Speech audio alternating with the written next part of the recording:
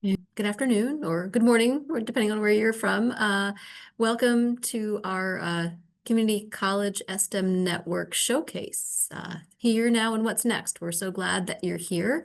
My name is Michelle Van Noy, and I'm Director of the Education and Employment Research Center and a PI on the CCSN project. And our team is super excited today to share a lot of the good work that's been happening in the CCSN over the past couple of years, and to share with you some upcoming activities that are coming up next, and to engage with you and hear about your work and how what we've been doing will help inform the work that you're doing. So I'm just going to give a brief overview. First of all, introduce our presenters today. We have many folks who've been working very hard over a couple of years now as part of the Community College S-STEM network.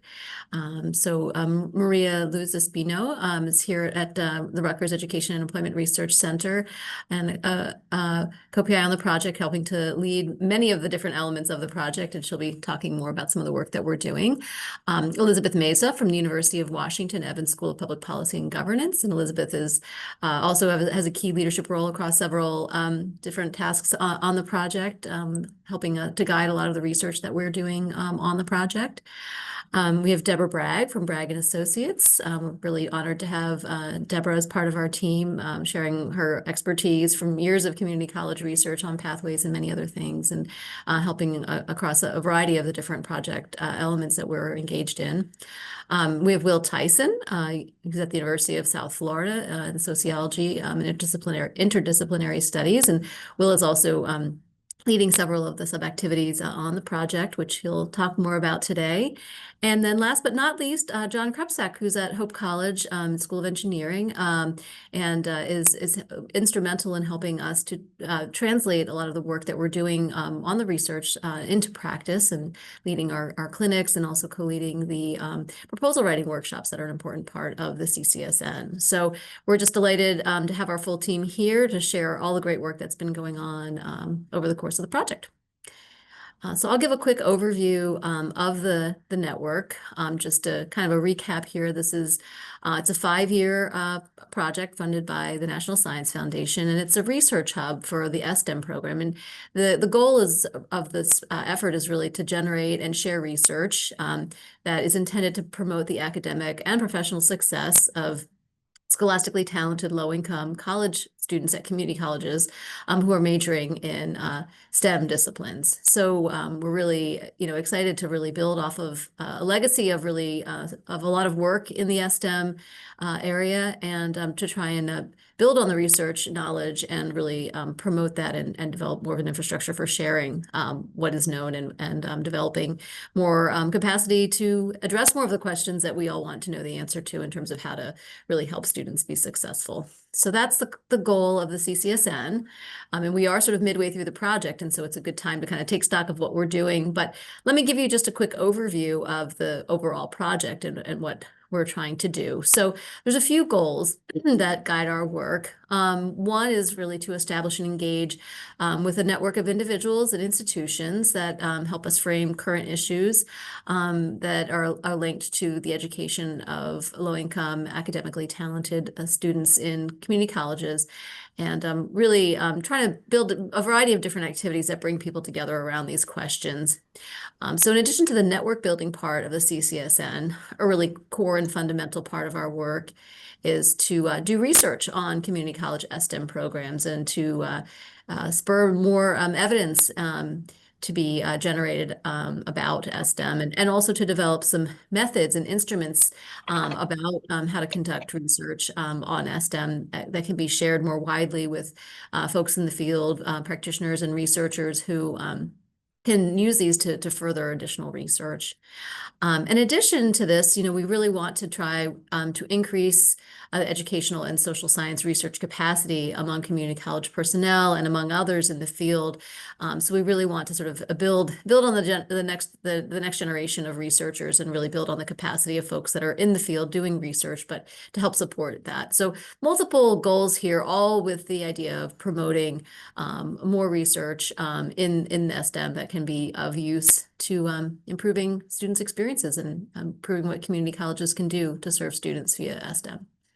So this is just kind of a list of all the activities. I went through many of these, but just to outline them, and you'll hear more about each of these, I think, as we go through the presentation today. We have a systematic literature review that took a look at all of the research that's been done pertaining to S-STEM, and we've synthesized that and pulling out some key findings from that review. This should be releasable very soon, I think, but we have a lot of findings we can share.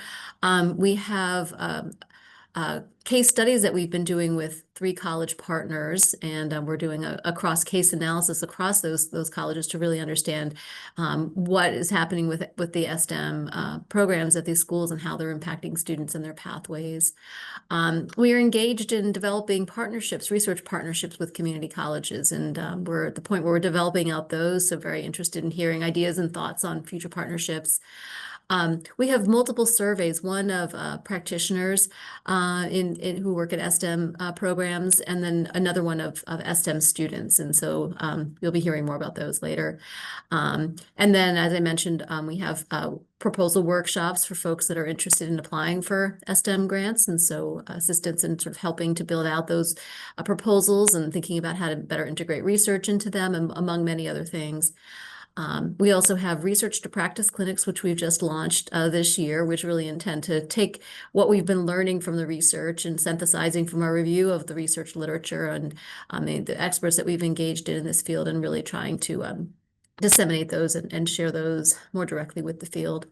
And then finally, we have a series of research fellowships where we're engaging with folks that are interested in doing this research and helping to develop their work through partnership with us. So that's kind of a brief overview of the project, and I'm going to hand things over to Elizabeth here, I think, to talk about the systematic literature review. Thanks, Michelle. Actually, I think Maria's going to take this one over. Oh, I'm sorry. I got that one wrong. Okay, go. It's on for Maria. It's okay. Elizabeth and I did lead this work. So hello again, everyone. My name is Maria Luz Espino, and I'm one of the co-PIs, and I've done this work, the systematic literature review, in collaboration with Elizabeth. Hopefully going to be getting this out to everyone in the near future. As it's under review at the moment. Essentially, as Michelle or Dr. Van Noy has started talking a little bit about this literature review, it did focus on looking at currently what the S-STEM mission was about and kind of what that looks like in the literature, how community college students are being seen with S-STEM and community college setting, and overall literature on students in these programs in these different settings. So as we took understanding and looking through all the literature of this work and looking at it a little bit more on the high level, we really wanted to understand how this work was being seen in the literature. What is scholarship telling us? Is there scholarship that's looking at the intersection of all of these different things, whether it's the mission of the S-STEM, whether it's a community college and their community college students' experiences, and or is there literature on students who are currently in community colleges that are in S-STEM programs themselves? So to lead this work, we were looking at 3 primary research questions. We're looking at what do we know about S-STEM programs and programming in community colleges through peer-reviewed published research. So what is out there? We wanted to really understand how people are talking about this work, what was out there, what was published, what wasn't. What are notable themes that emerge in research related to S-STEM programs in the community college? And lastly, when examining the different S-STEM program interventions that exist in the community college S-STEM programs, what can we say about how S-STEM influences student outcomes? What are the gaps in the research? So as we looked at these different aspects of literature, we did Google Scholar, we did EBSCOhost, etc. And we wanted to really understand what was out there about the S-STEM interventions, the students that are benefiting from these different programs or not, and what is it saying about these different influences in the way that it's affecting student decision-making, student outcomes, etc. So major overview and findings, we saw a lot of the work that we focused on, and this is obviously very high level to do a quick overview of this, the systematic literature review. So we looked at the different things that came up. This graphic actually was from looking at the different abstracts and the different interventions that these different that the systematic literature review yielded. And we saw that a lot of the work focused on transfer, looked at student and academic settings, looked at retention, looked at sense of belonging, looked at activities, program success, etc. But ultimately, it was really fascinating to see how once we took out the bones of what the systematic literature was telling us and we input it into a word cloud, these were the main themes that really popped up for us in these findings that really led us to categorizing and using high-level work on cultivating the themes, cultivating the way that the systematic literature review worked for us. Overall, we did find 36 articles that hopefully we're able to publish the repository in the near future that really led the work and led our systematic literature or vitalized our systematic literature review. From that word cloud and the findings that we got from it, we really ended up bringing up 4 major themes that led to that really guided our findings in these different areas. First was the importance of intentional programming that supported students' different systems that they had in the different community college, ultimately leading to the STEM identity development and the sense of belonging that they had in these different spaces, whether it was in the STEM program or it was in adjacent programs, whether it's a club, etc. That it was just really important for students to feel that their sense of identity, STEM identity development was growing and that they were feeling that they were belonging in the program that they chose. The second was the scholarship was really important for these students, knowing that they could work less hours, they could focus on being academic students, like focus on their coursework, to help them alleviate a little bit of that financial burden that was very detrimental to students at one point, or that it was really hard for them to be able to navigate while they were trying to work full-time or work more hours, that this S-STEM program funding was able to alleviate some of that stress for them and ultimately improve their sense of belonging and their development in these different settings. Third, the STEM pathways was very difficult for students to navigate if they didn't have that support or that extra guidance.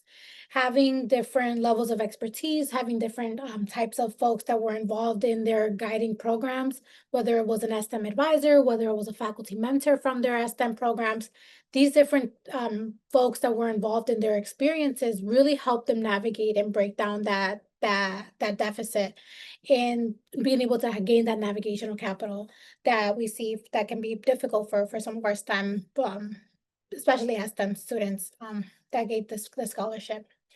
And lastly, there's multiple and intersecting identities and intersecting factors that influence STEM decision-making in the community college for community college students and their post-community college experiences.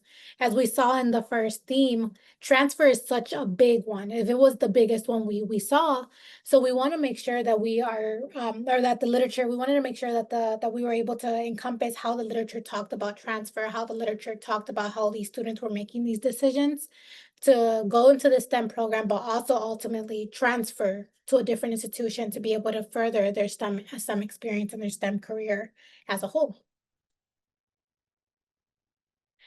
So from the systematic literature review, we do have upcoming miniature literature briefs that we are hoping to bring out to our communities to help kind of dissect the bigger literature that is out there for our folks.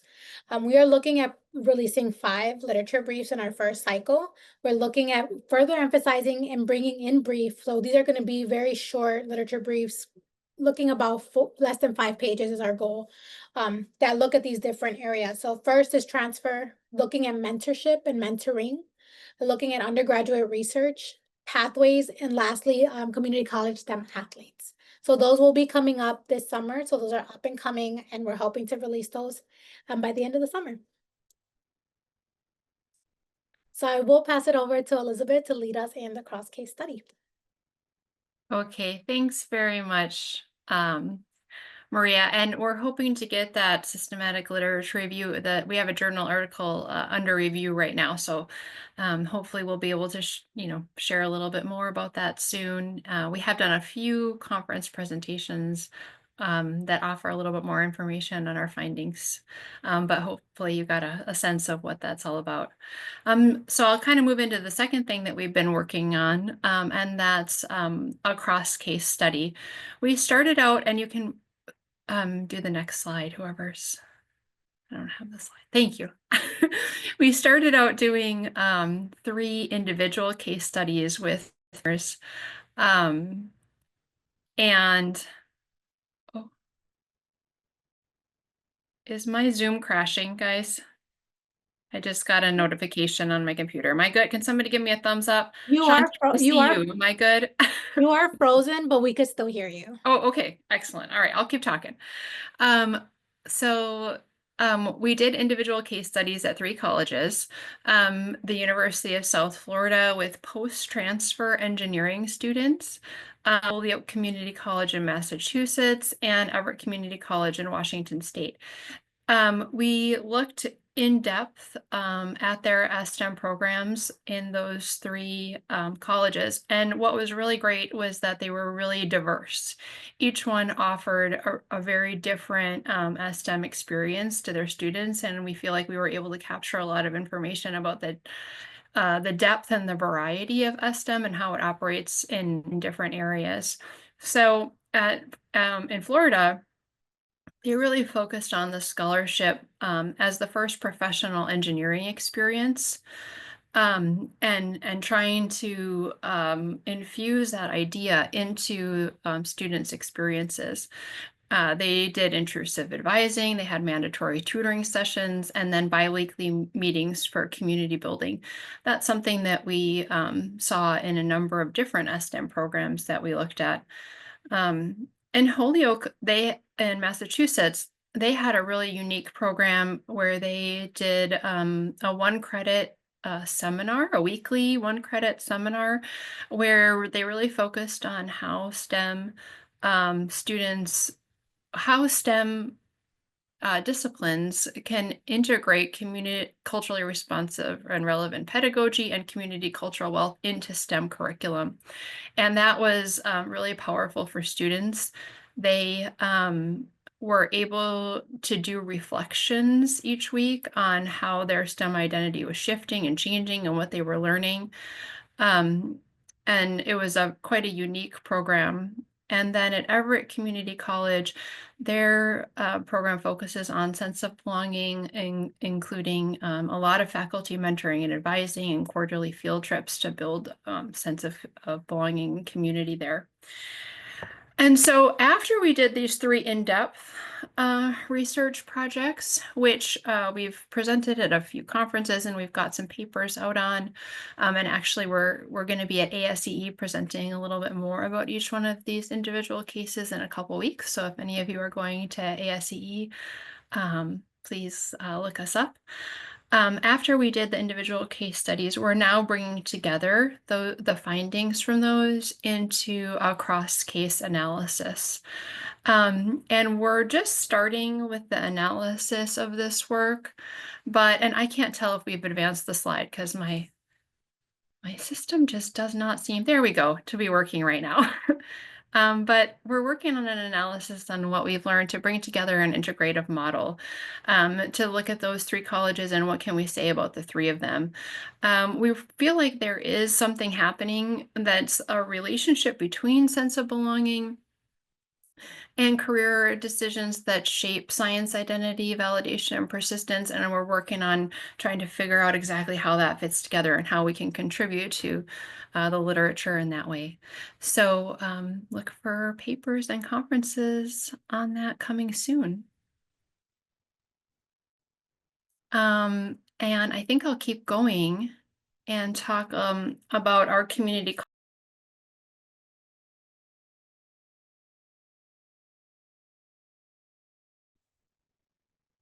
Oh, I think we lost. I think we I think lost. we lost her completely. Yeah, I think we lost her. Well, I could chime in a little bit, and if our colleagues can help me out to kind of go through this for Elizabeth, and once Elizabeth comes in, we can kind of further have her explain a little bit that we might have missed. So the part that we're coming into is the community college partnerships.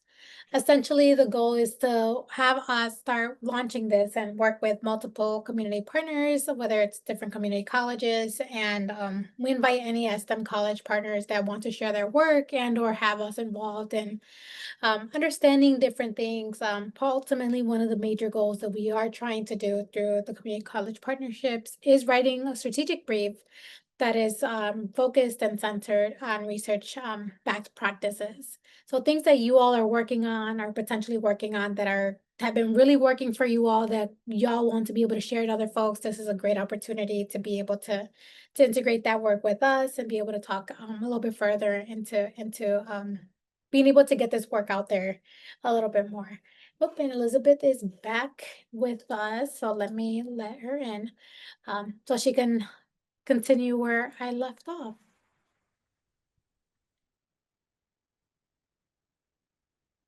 Hi, I'm so sorry. Welcome back. I try to fill in for you. Thank you so much, Maria. This has never happened to me before in a webinar. It's a beautiful day here in Seattle. I have no weather excuse. I'm not sure what is going on with my computer, so I really apologize. Okay, back to the research partnerships. So we kind of have two ways that we're asking for colleges to engage with us on this. And the kind of first level is writing a strategy brief with us. In that way, what colleges would do is to share one of their practices that they've found to be really useful in a strategy brief. And we're looking for colleges who have some kind of evaluation or research-backed strategy here to kind of share with the field. And that would just be like a 2 or 3 page brief, and we'll kind of help you and shape that and guide that. Particularly, I'll give you an example of a college that we're working with right now. We're working with Everett, who I talked about earlier, to talk about their strategy for integrating the theory of sense of belonging into practice at their college. So that's one example, but there may be many, many others out there. Another kind of level of the research partnerships is to conduct a research project, answering an original research question. So for example, one might be how or in what ways does explicit curriculum and teaching around community cultural wealth influence STEM trajectories and STEM stories of participants? So we're working with Holyoke, who I talked about also a little bit earlier, to kind of think about this question and answer this question with them. We're working with a different college, or we're hoping to work with a different college, analyzing some survey data that they have. What we found is that oftentimes practitioners who are PIs or co-PIs in S-STEM programs have a lot of data, have a lot of knowledge, but don't have a lot of time to analyze that data or share or write a paper or share what they know with others. So we're kind of hoping to fill in that gap to be facilitators and partners in helping spread that word. And I'll just, you'll see my email address there at the bottom of the slide if you have an idea. Particularly people who are maybe at the end of their track 1 grant or in a track 2 project, and sounds like what I've described sounds like something that maybe you'd like to talk further about. I'd love for you to send me an email. So thank you very much, and I'll pass it on. I'm not sure who's next, Maria. Oh, Will. Will's next. Great. Thank you.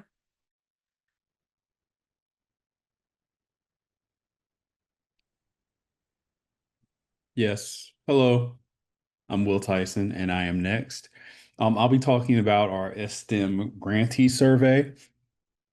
So our grantee survey work builds on the systematic literature review. The goal of this effort was to understand how S-STEM programs that support community college students help them, accomplish their, academic, education and career goals. So what we did here in this survey is to use the NSF Advanced Search to to basically collect all the S-STEM projects that were funded that involve community colleges. And we settled on the award period between 2018 and 2023 to get programs that were still active and had recently ended. And so we classified these into four categories. Um, Grants that were led by community colleges, um, collaborative grants that included community colleges. So there were multiple institutions listed on these grants, and community colleges were some of the institutions. 4-year led grants that had named community college partners. These were grants in which the 4-year hosted the project, um, but the abstract included community colleges. And, as we went through and looked, we saw that community college personnel were included as co-PIs. And then 4-year led grants that had unnamed community college partners. So we cast a wide net. These are projects in which the abstract said that they would include a community college partner, after they got funded. So you can look here in the charts and in the in the in the writing up here that most of these grants were CC led grants or 4-year led grants that had community college partners. We sent surveys out to 79 community college led grants and got a response from personnel from 49 of those grants. We got responses from 29% of the collaborative awards, 41% of the 4-year led grants that included named community college partners, and 31% of the 4-year led grants with unnamed community college partners. Excuse me. So this resulted in 79 S-STEM programs represented, and you can look at table 2 that shows that about half of these programs included only community college students. And then the rest were a mix of only transfer students, or community college and transfer students, or community college and 4-year students, or transfer and 4-year students. So it was a mix. All right, next slide. So we built on the systemic review. Through the systemic review, we had a heat map showing the most common program elements that came out of the systemic review. And this chart shows here what we asked in the survey is, here are the following program elements, and these fall into specific categories of like advising, career preparation, STEM identity development, social support and outreach, academic support, and transfer support, and then a few others. So the most commonly listed program elements are the ones up here. Faculty mentoring is the most common. Cohort meetings, as Elizabeth mentioned, like the biweekly cohort meetings at the University of South Florida project. That's a common program element used. So research opportunities, field trips, tutoring, career exploration, so forth and so on. These are the most common elements. But we also found the least commonly listed program elements of the ones mentioned include supplemental instruction, mental health counseling, service learning, competitions, job shadowing, and a few others. Next slide. So there's a lot of information here, and I'm not going to go over everything specifically. But in the survey, we asked grantees about the student use, or like frequency of use, and the effectiveness with respect to student performance, or GPA, student persistence, improving transfer to a 4-year, and improving job placement. So these 5 categories. We went through, and the survey respondents selected which program elements they use and then among the ones that they use, which ones they rated, most frequently used by students, least frequently used by students, most effective or highly effective or less effective. And we did this in order to, again, kind of break down what are they using and what is their, rating of the effectiveness of these programs. So like I said, I won't go over everything, but I will highlight a little bit that we find here. Um, the most commonly used elements included the faculty mentoring, which again, it was one of the most common and it was one of the most frequently used by students. So we can take away from that that faculty mentoring is a mainstay of these programs. Um, Another one I want to point out is the STEM resource centers. That's one of the most frequently used. It's one of the more frequently used programs and one of the more highly effective programs across different categories. But that's actually one that's not used as frequently as common in these programs. Um, Sorry, I'm like flipping between different charts on my computer here because I've got a lot of them. So STEM resource centers were only listed by 37% of respondents as something that they use. But the ones who used them, 71% said that they were used most frequently. And it also rated highly in the other categories as well.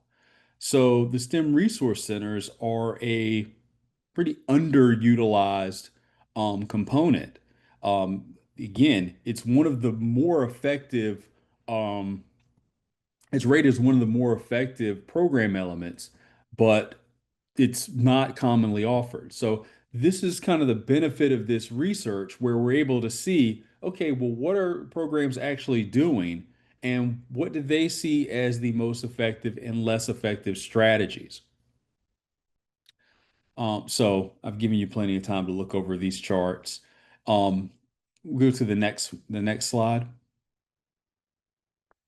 And so we also asked about again transfer and oh shoot, I put the wrong I didn't. That's the wrong title for that one. That the last one there are job placement. So when looking at effectiveness towards transfer, we see that pre-transfer advising, formal community college and university STEM collaborations are two of the most highly effective practices. So, as you would hope, practices are specifically geared toward transfer are effective toward the grantees see them as being effective towards promoting transfer.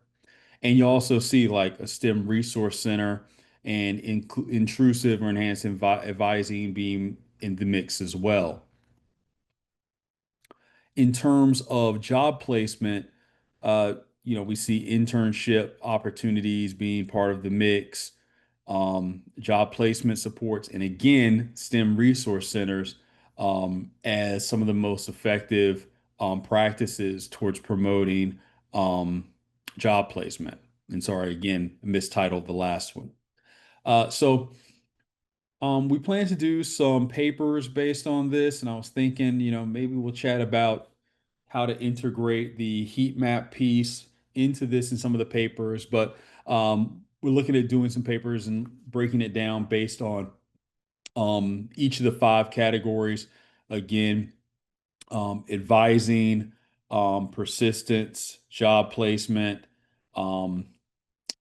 transfer, and of course, student use as well. So I know it's a lot of material, a lot to go through. If we have time for questions, feel free to ask any questions. Yeah, I think a little bit off the heat map. I believe we wrote a blog that's also available on the website if you all are interested in getting to know a little bit more and seeing something that's already published about it ahead of time. So moving on to our proposal workshop. Thank you so much, Will. And again, please write these questions down. We will have time to do that, some interactive breakout rooms and conversations in a little bit. But John, would you like to kick us off in hearing more about the amazing proposal workshops you all lead? Great. Yeah, thanks, Maria. So John Krupczak here, and one of the aspects of the CCSN is proposal writing workshops.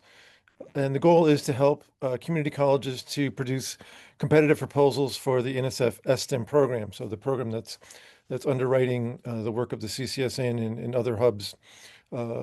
The scholarship component of S-STEM has two tracks, track one, budget, and track two, budget. Now, the goal of the workshops is to make it easier for community colleges to get through all the required parts of the S-STEM uh, proposal application. So they're run by myself. Now, I was previously NSF program officer and was one of the co-leads of the S-STEM program. And my colleague at NSF, Dave Brown, who's with the California Community College Foundation now, is the co-presenter of the workshops. And our goal is to develop a cohort of participants and on a weekly basis for a couple of months in the fall, we help the participants to go through the process of preparing a competitive S-STEM proposal. Maybe the next slide, please. You could. So this is just a screenshot from the website. And the objective here is to make it as efficient as possible for community college, either faculty and staff, grant writers from community colleges, to navigate the S-STEM solicitation, which has a number of required elements. And to be competitive, you really have to make a strong case. Now, the key thing to keep in mind here is that most community colleges have all the pieces in place to be able to create a competitive proposal, but as many of you recognize, it's getting everything into the project description, meeting all the requirements, and completing this all by the deadline. So our workshop was meant to kind of set up a schedule and work through kind of as a cohort. So these are some of the learning outcomes that each week we work through. So before I forget, I want to encourage anyone who is interested out there. The proposal writing workshops start in the beginning of October and go, roughly weekly or bi-weekly through the fall into the early part of the winter, right before the deadline for the S-STEM solicitation. So the idea is to break it into doable pieces and work right along. So we're planning to start again this fall. From my read of the current documentation, it looks like the S-STEM program will be continuing. So we're looking forward to starting our third cohort coming up this fall. Next slide, Maria, please. So we had some evaluation results from our most recent cohort of participants, and you can see that we have pretty good consensus among the participants that the workshop was valuable. So from our independent evaluator surveying the participants, 89% of the respondents felt that the workshops adequately prepared them to submit a proposal. 100%, so a pretty strong response there. Felt that the workshops helped them to understand S-STEM proposal and all the various requirements involved. And also the workshop content helping the teams to strengthen their proposal and get a well-focused proposal submitted on time. So we think we're on the right track with the proposal workshops. The big goal is to help more community colleges access S-STEM scholarships for their students.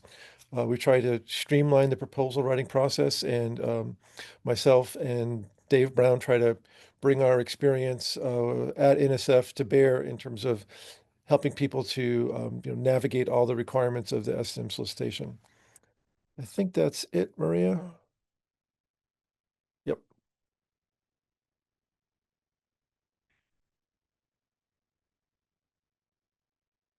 Okay, perfect. So let me start creating the breakout rooms. As you know, lots of information has been shared, and we are really excited to get to hear a little bit about what you all are hearing from us and what you all are going to be being able to share your insight. So I am renaming the rooms currently and giving you all opportunities to be able to pick your own rooms and be able to go in and be able to talk a little bit more about the different aspects that we want to hear from you all and what you've heard so far and kind of where we can go next. So I believe all the rooms should be open. There is 3 rooms, so you are able to choose which room you want to go to. The first room is from research to practice, turning insights into institutional change, kind of exploring a little bit about actionable change, what are kind of tools, things like that that are interesting for you all, and potentially we can have a conversation about that. The second is building bridges, strengthening collaborations from research to practice. And the last one is kind of future directions, like what else are critical questions in the STEM pathway research that we should be looking at. So please join a room, and our team will be leading the discussions and taking notes so we can share out.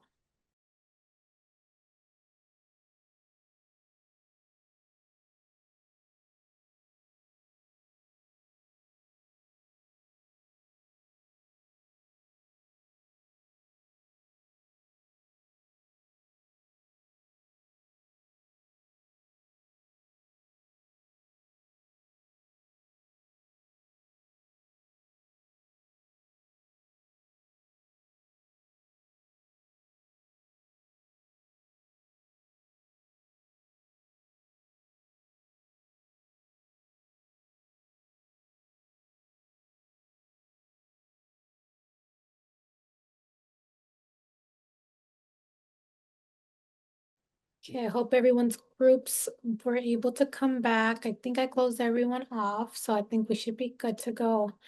I wanted to provide a little bit of time to share out big things that came out in these conversations, things to move forward a little bit. Let me stop sharing screen so we can have one of the leaders of the groups of our team to kind of share out a little bit of high level stuff that came out, things that were really important in the conversations, and yeah, any major takeaways that we should be aware of. If we want to go with group 1, I believe that's Will and team. That was in there. Will, I think John, you were also in that one. Is there any high level things that came up from your discussion? Sure, I'll go ahead and talk about some of the main things we talked about. So one of the challenges in terms of research to practice, and this is something that is a factor with S-STEM, the S-STEM research hubs and serving our mission, is that community college faculty in particular are very busy. They wear a lot of hats, they've got a lot going on. And so as researchers, we have to realize that there's a high bar to clear to break through.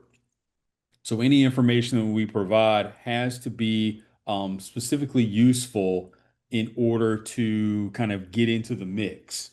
I reflected on the session that we did at the S-STEM PI meeting and also some of my own work on a different project about community college grant ecosystems, is that a lot of faculty at community colleges don't have a whole lot of support to do the work, both in terms of personal support, in terms of like course release, for example, and resources. And a lot of that is a factor of the S-STEM program because 60% of the budget has to go towards scholarships.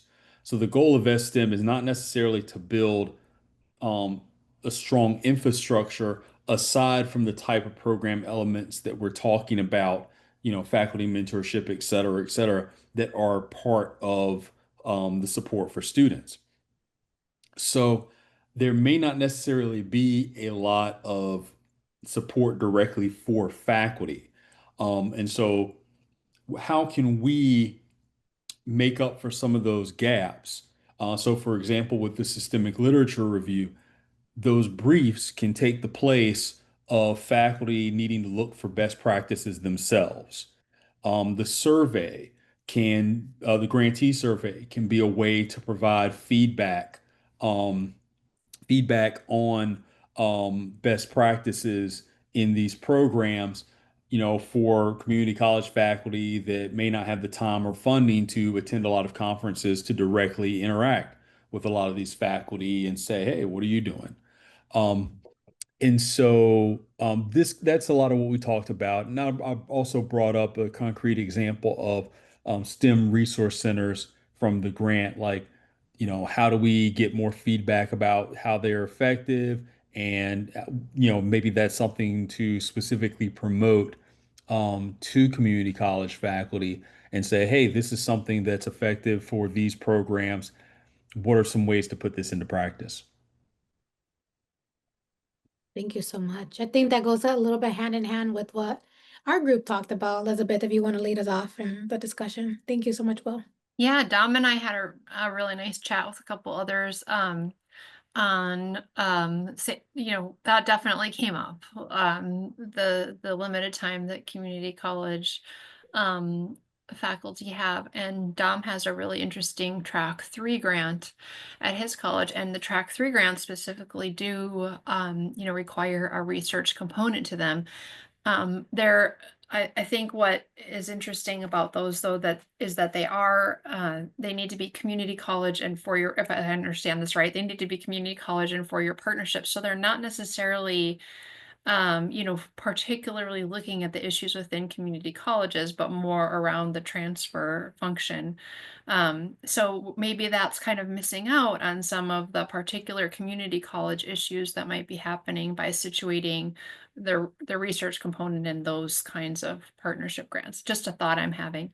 But also I wanted to bring up a question that Maria posed during our session, which is, so in Dom's program, they use Clifton Strengths and kind of try and Dom, jump in if I'm mischaracterizing anything here. They use Clifton Strengths and try and kind of do an asset framing around student strengths in the STEM field. And Maria shared that student affairs work often uses Clifton Strengths. So we had a research question that was, how do we maximize traditional student affairs practice in STEM disciplines? And that might be something to explore together. So we had a fun little chat and did some brainstorming. I think, as we talked about, Mesa has a also wraparound sort of related, so it all sort of flows together in a way and can be leveraged. So yeah. No, thank you for that. No, it was a really great fruitful discussion. So thank you. And then our last group, Michelle, if you're able to give us some high level thinking as we transition into our next part.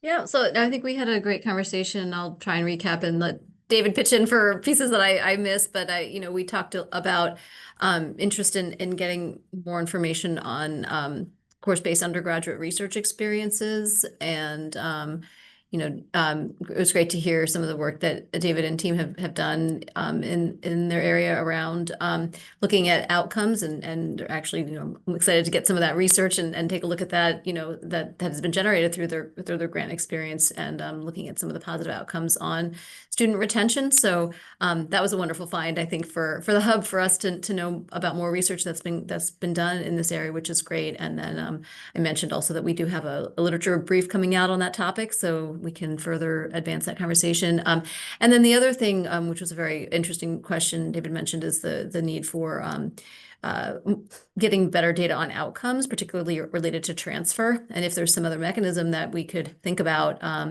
to get those outcomes. And I thought to myself, well, there is the National Student Clearinghouse, and perhaps there is some way to facilitate better, helping S-STEM grantees be able to access those data and get information on student outcomes. So that's I think that's an interesting opportunity to think about ways to support other grantees. I'm sure that that's probably I would imagine perhaps a common question issue. I don't know, maybe others have thoughts on that. David, I'm trying to represent our conversation. I know there were others in our room, but we had a lot to talk about from some of the things you raised. Is there anything else? No, I think you covered it. Did a very good job covering it. Thank you.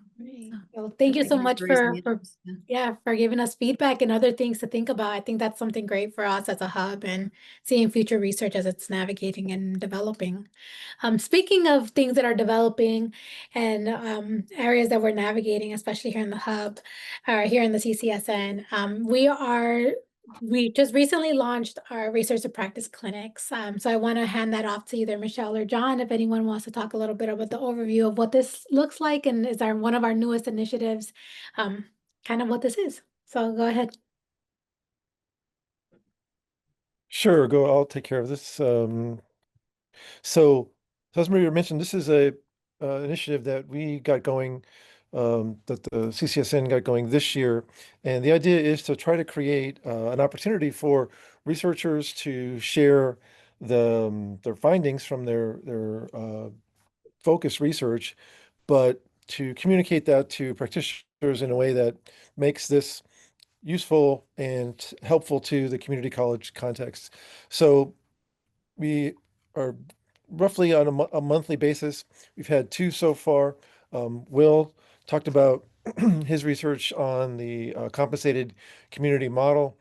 And then Dan Douglas, colleague of Michelle's, talked about co-requisite remediation and actually summarized the years of research he did studying co-requisite remediation in different community college contexts. Coming up in just, I think, next week, actually just a few days, is Elizabeth's going to be summarizing her research findings on creating a sense of belonging, extremely important attribute that's shown to be very predictive of persistence in STEM fields. So the goal here is to try to create a community, not just information transfer. And would encourage everyone, if you're not already participating, to register for the clinics, and urge your colleagues and people you know to participate. We think we've got some good momentum and look forward to our upcoming topics throughout this particular season and carrying on to next year. Yes, and I saw the QR code is there that gives you the information to be able, if you scan that, to be able to get more updates in your email address about this research and practice clinics and overall the work that we're doing through webinars and opportunities that the CCSN have for you all. Up next, thank you so much, John, for doing that recap, is Will. If Will, you want to talk to us a little bit about our research fellowships, and yeah. Yes, so I'm really happy to announce that uh, we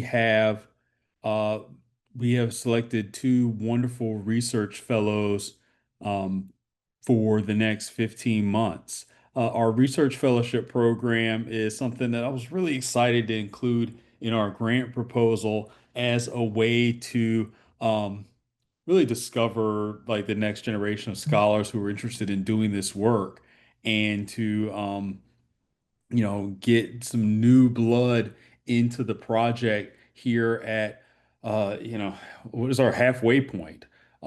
This project was funded January 1st, 2023, so we're really halfway into the project right now. So the research fellowships are designed to be a summer to summer experience where we bring in two fellows. This is our first cohort, so bringing them in here for this summer and Oh, so just B, you didn't do A? to establish relationships with the project team and some of our partners, and then build on those relationships during the fall and spring, and then come back in the next summer and finish up whatever projects or efforts that they started over the first summer. So, we put out information about this fellowship, not knowing, what type of response we get, and it was a really overwhelming response. We got almost 100 applications for the fellowship, and we narrowed it down to like 20 or so semifinalists and 4 finalists. And I'm happy to announce our two research fellows. I think we have the next slide. Ashanti Thrill, and she's an assistant professor at the College of Education at Appalachian State University in my great home state of North Carolina. And Margaret Ann Bullock, she's a PhD candidate in engineering and science education at Clemson University. I'm not going to have them do a full introduction of themselves or anything like that, but they are in this meeting. So if you just want to say, hey, real quick, we are really happy to have them and just uh, really excited about the fellowship program. And again, we had so many wonderful candidates for the position. And if you have applied or if you know of anybody who's interested in applying, we will also be having a second cohort next summer. So I think both of them said, hey. You muted again. Okay, sorry. And yeah, this is really exciting.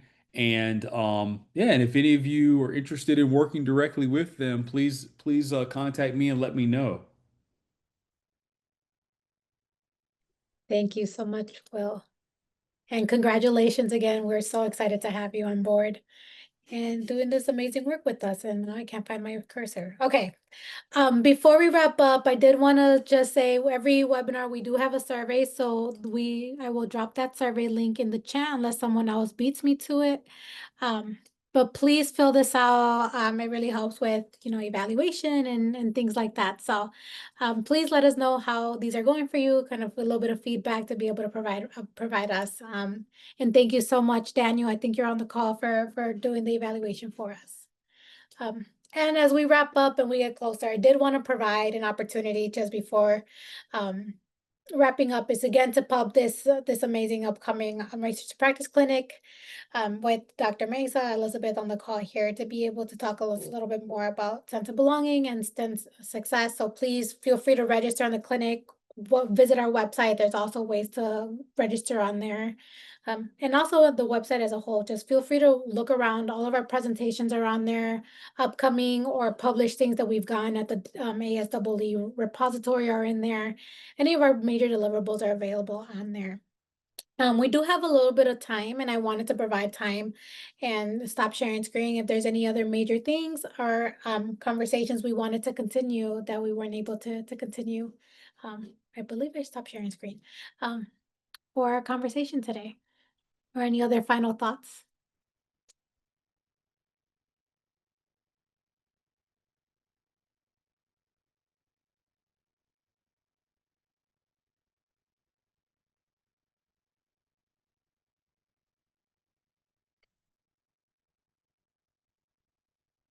Well, if there is nothing else, we could conclude a little bit early today. Thank you all so much for being here, being involved in this showcase. It is a little bit longer, and we wanted to provide this midpoint of what we've been doing, what we're doing, what we're going to continue doing, and provide time to welcome our fellows and give them also the recap, the 411 on what we are doing as an organization and as a hub.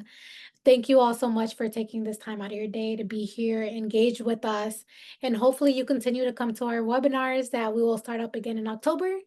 And in the meantime, come and join us in our research to practice clinics and follow us on LinkedIn. So thank you so much. Have a great day, and we'll talk to you all soon. Thanks for joining us, everyone. Take care.